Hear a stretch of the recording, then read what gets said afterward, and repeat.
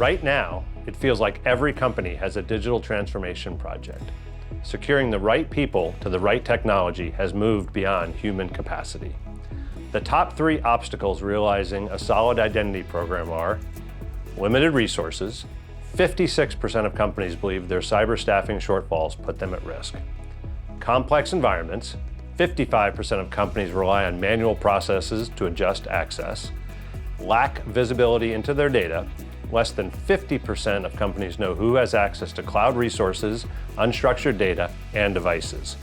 I'm happy to introduce Collin Perry from PwC to talk about how AI plays a critical role. So thanks for joining me, Collin. So let me ask you the first question. What is AI and how does it relate to identity security? Well, thanks, Dave. Appreciate you having me. I think we look at the market overall, maybe as a backdrop for why AI in the first place. I think one of the great things is we've seen such an expansion of recognition of the importance of identity and identity security specifically. But I think if you look at the kind of overall ecosystem, we're also seeing organizations have to adopt more applications and actually expand the scope of what we've kind of focused on in identity traditionally. So what I mean by that is not just focusing on the traditional applications, but also going from data all the way to the latest cloud applications. So greater scope. And on top of that, we're finding that while cybersecurity programs are getting more funding, they still are dealing with a shortage of people. So, they're recognizing the importance of identity security. They have to cover a greater breadth of applications and data than they ever did before, but they have to do it with the same staff that they've had traditionally. So in comes the need for AI. I think we've had this need for a long time. How have you seen AI change the landscape of identity security? There's always been this need to do things more efficiently. And I think when we say efficiency, we're talking about not just from the deployment side. Certainly that's massive. If we can implement these solutions faster, if clients can manage the solution on an ongoing basis in a simpler way, that's a huge benefit for organizations. But I also look at the end user.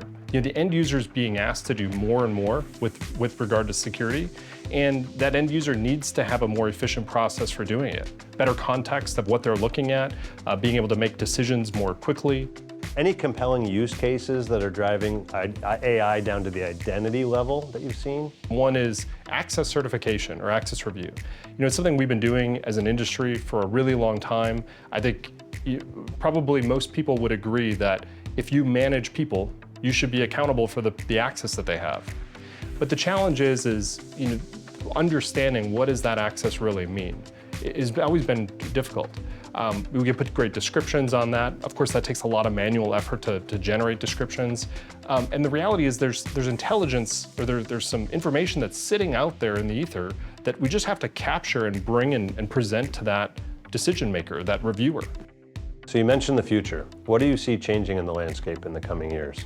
I think one of the really interesting things that I'm excited about is using more activity data from the ecosystem. So in identity traditionally, we're able to leverage activity a little bit, but I think solutions like the SailPoint solution, being able to incorporate activity data to make more intelligent decisions around have people really utilize this access over a period of time.